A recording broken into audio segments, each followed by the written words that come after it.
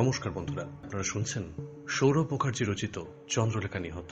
গল্প পাঠে আমি অর্ঘ ঘোষাল। সেদিন বিকেলের ঘটনা, নিউ টাউন। পড়ন্ত বিকেলের পশ্চিমের আকাশে সিঁদুর খেলা দেখছিল অগস্ত। এখান থেকে যতদূর অবধি চোখ যায় বেশিরভাগটাই ধুধু প্রান্তর। মাঝে মাঝে মাথা উঁচিয়ে দাঁড়িয়ে আছে কিছু বহুতল বাড়ি। দূরে আকাশের মাঝখানে বিশ্ব বাংলা গেটের রঙিন বলয়। রাস্তায় অফিস ফেরতাদের ভিড় এখনো হালকা। অগস্ত জানে শহরের এই শান্ত স্নিগ্ধ চেহারাটা বাস্তবে একটা মুখোশ। এর পেছনে জমে আছে অনেক পাক, অনেক অন্ধকার। আদিত্য দত্তকে বাঁচানো যায়নি। অন্ধ জিঘাংসা চরিতার্থ করতে গিয়ে কিভাবে একটা তাজা সম্ভাবনাময় প্রাণ অসময়ে ঝরে পড়ল, সেই চিন্তা বারবার অগস্তকে বিচলিত করছে। হিলের খটখট আওয়াজে সম্বিত ফিরে পেয়ে অগস্ত ঘুরে দাঁড়ালো। মাফ করবেন এসপি, আমার একটু তাড়া আছে। নতুন ছবি রিলিজ করছে, তার জন্য একটা প্রমোশনাল ইভেন্ট আছে সিটি সেন্টারে। আমাকে একটু পরেই বেরোতে হবে। অগস্তকে বসতে ইশারা করে উল্টো দিকে একটা সোফায় শরীর এলিয়ে দিল অভিনেত্রী মধুজা বোস। মাঝে একটা নিচু কফি টেবিল। টেবিলের ওপরে আজকের কতকগুলো সংবাদপত্র ছড়িয়ে ছিটিয়ে রাখা। সবগুলোতেই একই বিষয় হেডলাইন: প্রয়াত অভিনেত্রী চন্দ্রলেখা মুখার্জির হত্যার ষড়যন্ত্রে অভিযুক্ত আদিত্য দত্ত পুলিশের হাতে ধরা না দিয়ে আত্মহত্যা করেছে। বেশ কয়েকটা সংবাদপত্রের প্রথম পাতায় অগস্তর ছবি। মধুজা আর চোখে সেদিকে তাকিয়ে বলল, বাবা, আপনি তো আজ একেবারে সেলিব্রিটি হয়ে উঠেছেন দেখছি। যদিও ছেলেটার জন্য খারাপ লাগছে। অগস্ত ঘাড় নাড়ল। একটি মেয়ে ঘরে ঢুকে মধুজাকে এক কাপ গ্রিন টি দিয়ে গেল। মধুজা গ্লাসে একটা চুমুক দিয়ে জিজ্ঞাসা করল, I hope you don't mind, আপনি কিছু নেবেন? অগস্ত বলল, না না থ্যাঙ্কস। মধুজা ঘড়ি দেখল, তারপরে মিষ্টি হেসে জিজ্ঞেস করল, বলুন, আজ হঠাৎ আমাকে মনে পড়লো কেন? অগস্ত পাশে রাখা একটা ব্যাগের ভেতর থেকে সন্তর্পণে একটা সিল করা প্লাস্টিকের প্যাকেট বের করে টেবিলের ওপর রাখল। ভেতরে একটা পিস্তল, 0.32 ভোল্ট। কলা মন্দিরে গ্রিন রুমে সায়ন্তন ঘোষালের ব্যাগে পাওয়া গিয়েছিল যে পিস্তলটা। অগস্ত দৃষ্টি মধুজার ওপরে স্থির। মধুজার মুখ থেকে নিমেষে সব রং উবে গেছে। বিস্ফারিত দৃষ্টি পিস্তলটার ওপরে। শব্দ করে মধুজা হাতের কাপটা টেবিলে নামিয়ে রাখল পিস্তলটার পাশে। কাপ থেকে খানিকটা চা চলকে পড়ল। চিনতে পারছেন? মানে কি কি বলতে চান কি আপনি? আমি কি বলছি আপনি ভালোই জানেন। এই পিস্তলটা রফিকের। এই বাড়িটাও। এই বাড়ির ঠিকানা রফিক নিজে আমাকে দিয়েছে। আপনি ভর সন্ধ্যাবেলায় মদ খেয়েছেন নাকি? এই বাড়ি রফিকের হতে যাবে কেন? আপনি দলিল দেখবেন? না না না, অ্যাকচুয়ালি বাড়ির দলিলে আমার কোনো ইন্টারেস্ট নেই। আমি জানি বাড়ির রেজিস্ট্রি আপনার নামেই করা হয়েছিল, আর আমি নিশ্চিত যে এটাই রফিকের সেই 0.32 পিস্তল যেটা ও আপনাকে দিয়েছিল। এসব কথা রফিক আপনাকে বলেছে? কথাগুলো প্রায় হিস হিস করে বলল মধুজা। অগস্ত সোফায় হেলান দিয়ে আরাম করে বসলো। তারপর বলল, সবটা নয়, তবে টুকরোগুলো জোড়া দিতে আমার কোনো অসুবিধা হয়নি। রফিক আলী যখন কলকাতায় আন্ডারওয়ার্ল্ডের উপরে রাজত্ব করছে, তখন আপনার আর ওর আলাপ হয় একটা পার্টিতে। যতদূর মনে পড়ছে, নতুন বছরের পার্টিটা ছিল সামপ্লে সেলসে। আলাপ গড়ালো বন্ধুত্বে, বন্ধুত্ব প্রেমে। কাগজে ম্যাগাজিনে একসময় এই নিয়ে খুব চর্চা হয়েছিল। এরকম শোনাও গিয়েছিল যে আপনার বেশ কিছু ছবি নাকি রফিক ফাইন্যান্স করেছে। প্রযোজকদের ভয় দেখিয়ে আপনাকে অনেকগুলো ছবিতে কাজ দিতেও বাধ্য করেছে। আপনি অবশ্য সবটাই গুজব বলে উড়িয়ে দিয়েছিলেন। এতে অবশ্য অবাক হওয়ার কিছু নেই। সম্পর্ককে অস্বীকার করাটা নায়িকা সুলভ আচরণ। তাও আবার সে সম্পর্ক যদি হয় রফিক আলীর মতো ওয়ান্টেড ক্রিমিনালের সঙ্গে। অগস্ত থামল। মাঝে মধ্যে রাস্তা থেকে ভেসে আসছে দ্রুত বেগে ছুটে যাওয়া গাড়ির হর্নের শব্দ। প্রেমিকাকে রফিক এই ফ্ল্যাটটা উপহার দিল। 2 কোটি টাকা দিয়ে ফ্ল্যাটটা রফিক কিনল। রেজিস্ট্রি হলো আপনার নামে। আন্ডারওয়ার্ল্ডে বিভিন্ন দলের মধ্যে গোলমাল লেগেই থাকে। রফিকের দুর্বলতা হিসেবে আপনাকে তখন অনেকেই চিনে ফেলেছে। দুষ্টু ছেলেদের সঙ্গে প্রেম করার যা ঝামেলা আর কি। অগস্ত একটু হাসল, তারপরে বলল, আপনার নিরাপত্তার জন্যই সম্ভবত রফিক এই পিস্তলটা আপনাকে দেয়। কি এখনো মনে হচ্ছে ভর সন্ধ্যাবেলায় আমি মদ খেয়ে রয়েছি? মধুজা উঠে দাঁড়ালো। আপনার এই গাঁজাখুরি গল্প শোনার সময় আমার এখন নেই। আমার দেরি হয়ে যাচ্ছে। হ্যাঁ, দেরি আপনার সত্যি হয়ে গেছে ম্যাডাম। বসে পড়ুন, বাইরে পুলিশ আপনার বাড়ি ঘিরে ফেলেছে। আর গল্পটা যে গাঁজাখুরি নয় তা আপনিও জানেন আর আমিও জানি। তার মানে কাগজে, ম্যাগাজিনে, গসিপ কলামে যা ছাপা হয় তার সবটাই মিথ্যে নয়, কি বলুন? মধুজা যন্ত্রচালিতের মতো আবার সোফায় বসে পড়ল। অগস্ত সামনের দিকে ঝুঁকে টেবিলের উপর থেকে চায়ের কাপটা তুলে মধুজার দিকে এগিয়ে দিয়ে বলল, নিন মধুজা দেবী, এটা খেয়ে নিন। এরকম বিনা মেঘে বজ্রপাতে নিশ্চয়ই আপনার গলা শুকিয়ে গেছে। মধুজা এক চুমুকে চা শেষ করল, তারপরে সোজা হয়ে বসে চোখ বন্ধ করে একটা লম্বা শ্বাস নিল। তারপরে বলল, ওকে, এই পিস্তলটাই কিনে বলতে পারবো না, তবে এরকম একটা পিস্তল রফিক আমাকে দিয়েছিল আমার নিরাপত্তার জন্য। তারপরে পুলিশের হাতে ধরা পড়লো, ওর জেল হলো। বিশ্বাস করুন, ওর সঙ্গে এখন আমার কোনো যোগাযোগ নেই। বেশ, সেই পিস্তলটা আপনি আমাকে একটু দেখাতে পারবেন? মধুজা চুপ করে রইল। নাকি আপনার সামনে টেবিলের উপরে রাখা এটাই সেই পিস্তল যেটা রফিক আলী আপনাকে দিয়েছিল আর আপনি দিয়েছিলেন আদিত্য দত্তকে? মধুজা একটু ঝাঁঝের সাথেই বলল, আপনি হঠাৎ আদিত্য দত্তর সঙ্গে আমায় জড়াচ্ছেন কেন বলুন তো? মধুজা দেবী, আদিত্য দত্তর সঙ্গে আপনি জড়িয়ে আছেন। গল্পের শুরু আজ থেকে প্রায় মাস দুয়েক আগে। আদিত্য চন্দ্রলেখা দেবীর বাড়ি গিয়েছিল নিজের পরিবারের হিসেব নিকেশ বুঝে নিতে, কিন্তু সেখানে একটা অভাবনীয় ঘটনা ঘটে গেল। নেশার ঘোরে রাগে অন্ধ চন্দ্রলেখা দেবী শুধু যে অম্বরীশ দত্তর খুনের অভিযোগ মেনে নিলেন তাই নয়, আদিত্যর দিকে চ্যালেঞ্জ ছুড়ে দিয়ে তিনি সমীর রায় আর আপনার নামও নিয়ে ফেললেন। আদিত্যকে তখন পেয়ে বসেছে প্রতিশোধের নেশায়। সে ছুটে আসবে আপনার কাছে, সবকিছু খুলে বলবে আপনাকে, সেটাই স্বাভাবিক নয় কি? যখন জানতে পারলাম আদিত্য দত্ত সম্পর্কে অম্বরীশ দত্তের নাতি, তখন থেকেই সন্দেহের তালিকায় সবার প্রথম নামটা ছিল আদিত্য। কেননা সেই সন্দেহে প্রপসে রদবদল করার মোটিভ ও সুযোগ দুটোই কিন্তু আদিত্য ছিল। যেটা মিল ছিল না সেটা হচ্ছে আদিত্যর মতো ছেলের পক্ষে চরস, গাঁজা ইত্যাদি জোগাড় করা সম্ভব হলেও একটা আস্ত পিস্তল জোগাড় করা কি সত্যি সম্ভব? পাজেলের এই একটা মিসিং টুকরো কিছুতেই আয়ত্তে আসছিল না, তাই ছবিটাও পুরো পরিষ্কার হচ্ছিল না আমার কাছে। রফিকের সঙ্গে আপনার সম্পর্ক নিয়ে একসময় কাগজে পড়েছিলাম, ভেবে দেখলাম বেআইনি একটা পিস্তল জোগাড় করা আদিত্যর পক্ষে মুশকিলের কাজ হলেও আপনার কাছে নয়। সবার আগে রফিকের নামটা মনে এলো। আর কি অদ্ভুত ব্যাপার দেখুন, আমার সন্দেহ সঠিক প্রমাণিত হলো। উত্তেজিত হয়ে পড়েছে মধুজা, গলার স্বরে কিছুটা দৃঢ়তা এনে সে বলল, অফিসার, কি প্রমাণ আছে আপনার কাছে যে এই পিস্তলটা আমি আদিত্যকে দিয়েছি? আত্মহত্যা করার আগে আদিত্য জবানবন্দিতে জানিয়েছে যে আপনি ওকে এই পিস্তলটা দিয়েছিলেন।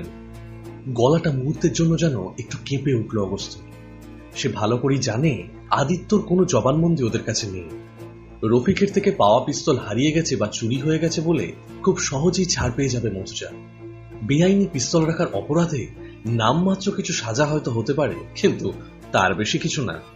পুরনো আত্মবিশ্বাস ফিরিয়ে এনে দৃঢ়তার সঙ্গে বলল, অস্বীকার করে লাভ নেই, আপনার প্রাক্তন প্রেমিকটিও পিস্তলটা আইডেন্টিফাই করেছে। সমীর রায়ের মৃত্যু আপনি আজও ভুলতে পারেননি মধুজা দেবী। আদিত্যর মুখেই আপনি শুনলেন চন্দ্রলেখা দেবীর স্বীকারোক্তি। সমীরবাবু ওনাকে ঠকিয়েছে মনে করে চন্দ্রলেখা দেবী ওনাকে হত্যা করেন। দিল্লি থেকে শুটিং সেরে ফেরার পথে কানপুর আর এলাহাবাদের মাঝে কোথাও একটা চন্দ্রলেখা দেবী ওনাকে ট্রেন থেকে ফেলে দেন। সমীরবাবু সেদিন সত্যি অসুস্থ ছিলেন, আত্মরক্ষা করতে পারেননি। আদিত্যর কথা শুনে আপনার ভেতরের ছাই চাপা আগুনটা প্রবল আক্রোশে জ্বলে উঠল। চন্দ্রলেখা দেবীর দণ্ডবিধানের কর্মকাণ্ড শুরু হয়ে গিয়েছিল।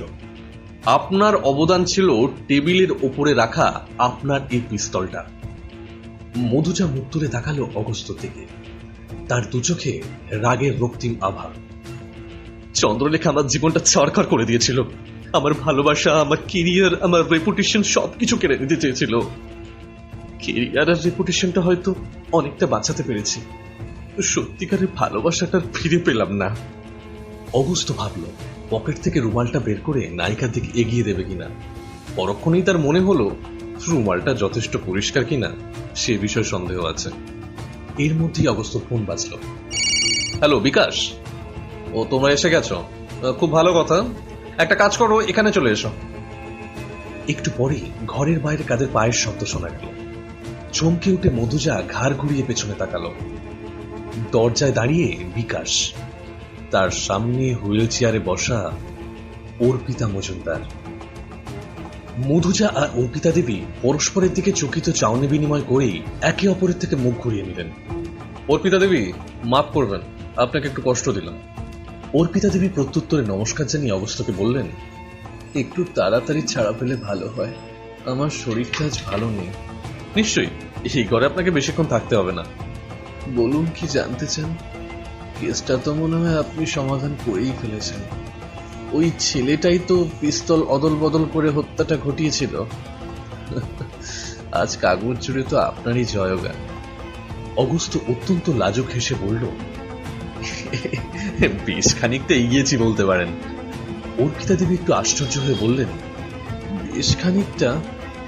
ঠিক শুনলেন, বেশ খানিকটাই বলছি, কারণ আরো কিছুটা কাজ এখনো বাকি রয়ে গেছে। সেগুলো সারতেই আজ আমার এখানে ছুটে আসা। আপনাকেও এখানে আসতে হলো। আমি চাইছিলাম মধুজা দেবী আর আপনাকে সামনাসামনি বসিয়ে কথা বলতেন। কাজের কথাটা সেরেই ফেলুন তাহলে। অর্পিতা দেবীকে অসহিষ্ণু শোনাল। উনি আরেকবার আর চোখে মধুজার দিকে তাকালেন। মধুজা মাথা নিচু করে বসে আছে। ব্যাপারটা তাহলে আপনাকে খুলেই বলি। চন্দ্রলেখা দেবীর হত্যার তদন্ত শুরু করে প্রথমেই যে বিষয়টা আমি লক্ষ্য করি সেটা হলো এই ঘটনার নাটকীয়তা। হত্যার 5 দিন আগে থেকে কেউ একজন রোজ রাতে ঠিক 11টার সময় ওনাকে হুমকি দিতে শুরু করে। আমি নিশ্চিত ওই কাজটা করতো আদিত্য দত্ত। চন্দ্রলেখা দেবীর সঙ্গে আমার প্রথম যেদিন দেখা হলো সেদিন আমি ওনার মুখে শুনলাম যে লোকটি চন্দ্রলেখা দেবীকে বলেছে যে উনি কিছুতেই পুলিশের কাছে যাবার সাহস করবেন না। চন্দ্রলেখা দেবী মনে করেছিলেন লোকটি বোধহয় ওনাকে চ্যালেঞ্জ জানাচ্ছে। আসলে ও চন্দ্রলেখা দেবীকে ওনার অতীত জীবনের পাপ এবং আইনের প্রতি, পুলিশের প্রতি ভীতির কথা স্মরণ করিয়ে দিচ্ছিল। অর্থাৎ ওনার কৃতকর্মের শাস্তি হিসেবে চন্দ্রলেখা দেবীকে হত্যা করাটাই যথেষ্ট নয়, আসামি যেন জানতে পারে কেন সে এই সাজা পাচ্ছে। এ যেন আদালতের ফয়সালা শোনানোর মতো একটা ব্যাপার। তারপরে দেখুন, হত্যার পদ্ধতিটাও কিন্তু একদম অভিনব। এরকম হত্যার কথা গল্পে, নাটকে প্রায় দেখা যায়, কিন্তু বাস্তবে এরকম ঘটনা অন্তত আমি এর আগে ঘটতে দেখি। আমার দৃঢ় ধারণা যে এই পরিকল্পনার পেছনে একটা কল্পনাপ্রবণ সৃষ্টিশীল মন না থেকে যায় না। অর্পিতা দেবী, কিছুদিন আগে আমি সুধাংশুবাবুর ছবিগুলোর একটা তালিকা নিয়ে বসেছিলাম। বছর 15 আগে এর একটা ছবির বিষয়বস্তুর ওপরে আমার চোখ আটকে যায়। ছবির নাম প্রায়শ্চিত্ত। ছবির গল্প আপনারই লেখা, মনে আছে তো? অগস্ত্য চোখ অর্পিতা দেবীর চোখের উপর স্থির। উনি হুইল চেয়ারে নড়ে চড়ে বসলেন। মনে হলো বেশ অস্বস্তিতে পড়েছেন। প্রায়শ্চিত্ত আমি লিখেছিলাম বই কি। গল্পটার সঙ্গে অদ্ভুত সাদৃশ্য রয়েছে চন্দ্রলেখা দেবীর হত্যাকাণ্ডের। স্টেজের ওপরে সবার চোখের সামনে নায়িকার হত্যা, নাটকের প্রপসের রদবদল ঘটিয়ে। এই শীতেও অর্পিতা দেবীর কপালে ঘাম জমেছে। অগস্ত্য বলে চলল, এখন কথা হলো এই যে সাদৃশ্যটা কি নেহাতি কাকতালীয়, নাকি এই দুই কাহিনীর লেখিকা একজনই? কাঁপা কাঁপা হাতে অর্পিতা দেবী হুইল চেয়ারের হাতল দুটো খামচে ধরলেন। পাথরের মূর্তির মতো বসে আছে মধুজা। কি বলতে চান কি আপনি? প্রায় চেঁচিয়ে উঠলেন অর্পিতা দেবী। অর্পিতা দেবীর দিকে দৃষ্টি নিবদ্ধ রেখে মুচকি হেসে অগস্ত্য বলল, উত্তেজিত হবেন না অর্পিতা দেবী, আগে আমাকে আমার কথা শেষ করতে দিন। তাজা বলছিলাম, আমার মনে প্রশ্নটা উকি দেওয়া মাত্র আমি যোগাযোগ করলাম দিশারির পরিচালক বীরেন চ্যাটার্জির সঙ্গে। চেনেন নিশ্চয়ই? অর্পিতা দেবী উত্তর দিলেন না।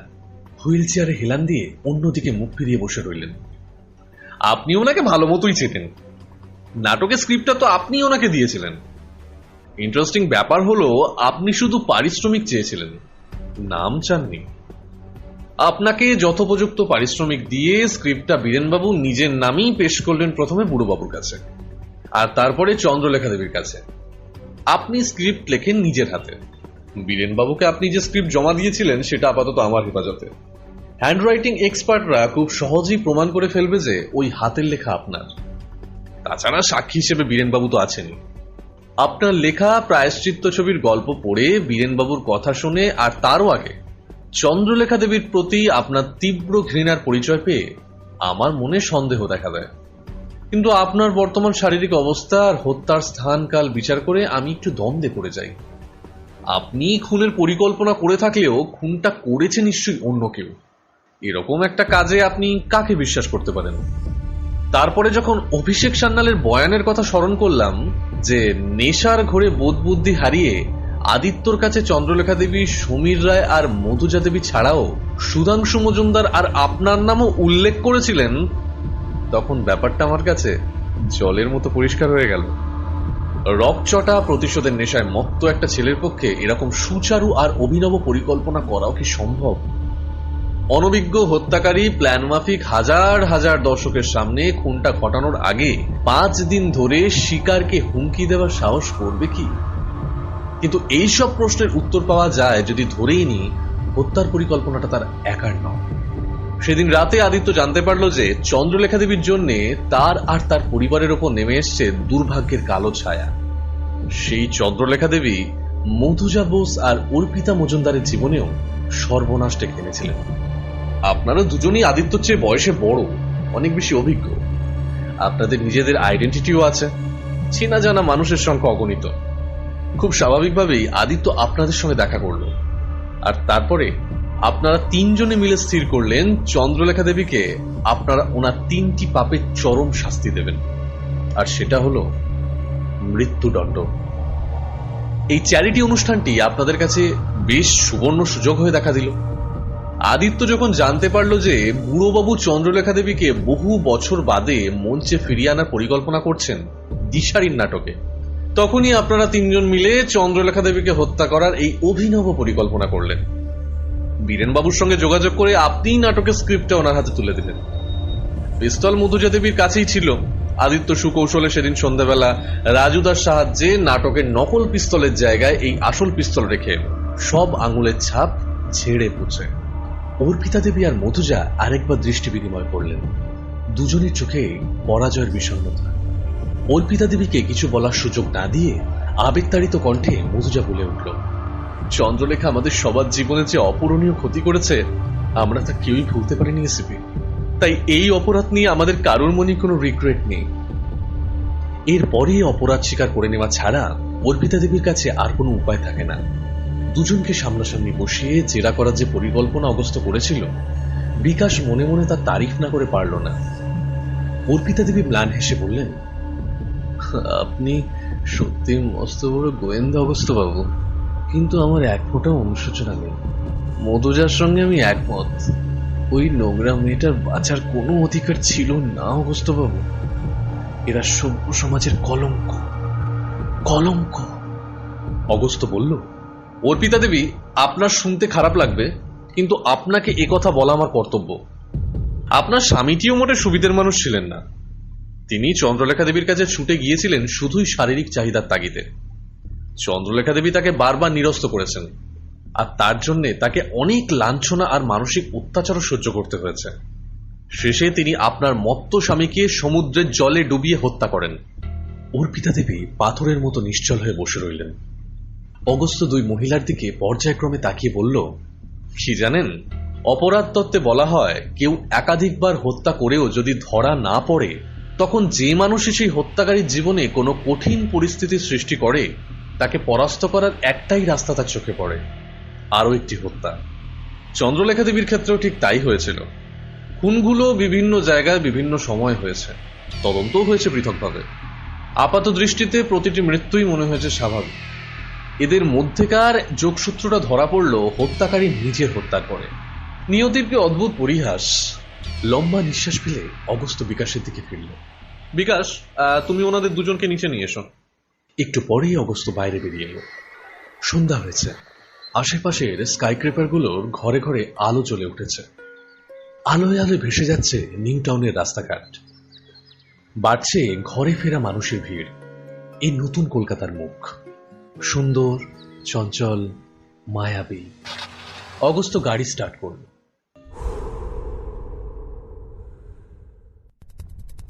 শুনছিলেন সৌরভ মুখার্জি রচিত চন্দ্রলেখা নিহত। গল্প পাঠে আমি অর্ঘ্য ঘোষাল। গল্পের পরবর্তী অংশ পেতে হলে সাবস্ক্রাইব করুন এই শোটিকে।